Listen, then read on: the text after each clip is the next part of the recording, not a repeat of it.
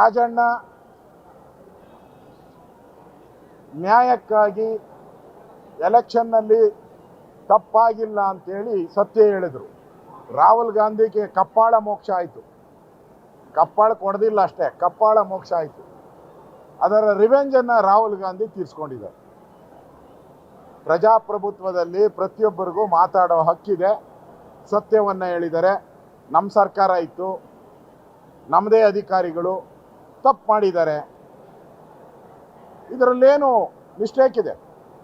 ಮೊದಲು ವಾಲ್ಮೀಕಿಯಲ್ಲಿ ಫಸ್ಟ್ ಬಲಿ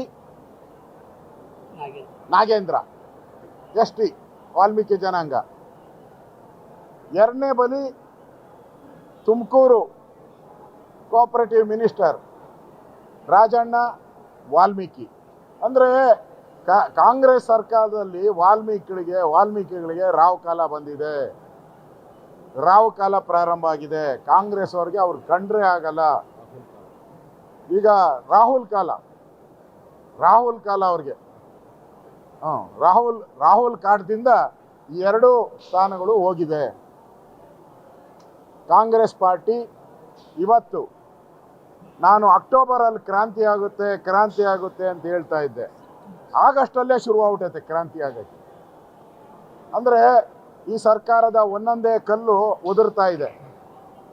ಸಿದ್ದರಾಮಯ್ಯನವರ ಬೆಂಬಲಿಗರು ಒಬ್ಬೊಬ್ಬರೇ ಕಾಣೆ ಆತವ್ರೆ.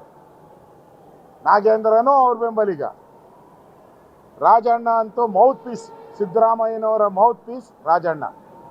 ಮೊನ್ನೆ ಹಾಸನದ ಉಸ್ತುವಾರಿ ತೆಗೆದ್ರು, ಈಗ ಮಂತ್ರಿನೇ ತೆಗೆದುಬಿಟ್ರು. ಅಂದರೆ ಕಾಂಗ್ರೆಸ್ ಪಾರ್ಟಿ ಪ್ರಜಾಪ್ರಭುತ್ವದ ವಿರೋಧಿ. ಇಂಥ ಕಾಂಗ್ರೆಸ್ ಅಧಿಕಾರದಲ್ಲಿರುವಂಥದ್ದಕ್ಕೆ ನಾಲಾಯಕ್. ಇವಾಗ ಅಸೆಂಬ್ಲಿಯಲ್ಲಿ ಹೇಳಿದರು ಎಚ್.ಕೆ. ಪಾಟೀಲ್ ಅವರು, ಏನೂ ಆಗೇ ಇಲ್ಲ ಅಂತ.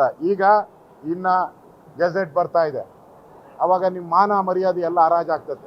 ಅಸೆಂಬ್ಲಿಯಲ್ಲಿ ಏನು ಹೇಳಿದ್ರಿ ನೀವು?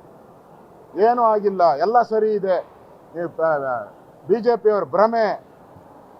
ಈಗ ಯಾರು ಭ್ರಮೆ? ನಿಮ್ಮದು ಭ್ರಮೆ, ನೀವು ಭ್ರಮೆಯಲ್ಲಿರೋರು.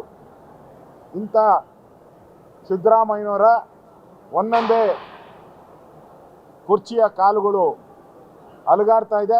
ಅಕ್ಟೋಬರಲ್ಲಿ ಸಿದ್ದರಾಮಯ್ಯ ಹೋಗೋಕ್ಕೆ ಏನು ಬೇಕೋ ಅಷ್ಟು ಪ್ಲಾನನ್ನು ಡಿ ಕೆ ಶಿವಕುಮಾರ್ ಅವರು ಮಾಡಿದ್ದಾರೆ.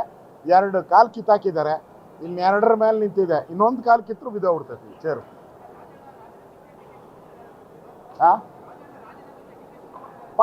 ಪಕ್ಕ ಡೌಟೇ ಇಲ್ಲ. ಯಾಕೆಂದರೆ ಹಿಂದುಳಿದ ವರ್ಗದ ಒಂದು ವರದಿಯನ್ನು ಬರ್ದಂಗೆ ಮಾಡಿದ್ರಲ್ಲ, ಯಾರು ಮಾಡಿದ್ದು? ಇದೇ ಡಿ ಕೆ ಶಿವಕುಮಾರ್. ಈಗ ಸಿದ್ದರಾಮಯ್ಯನವ್ರದ್ದು ಮೌತ್ ಪೀಸ್ 2ನೇ ವಿಕೆಟ್.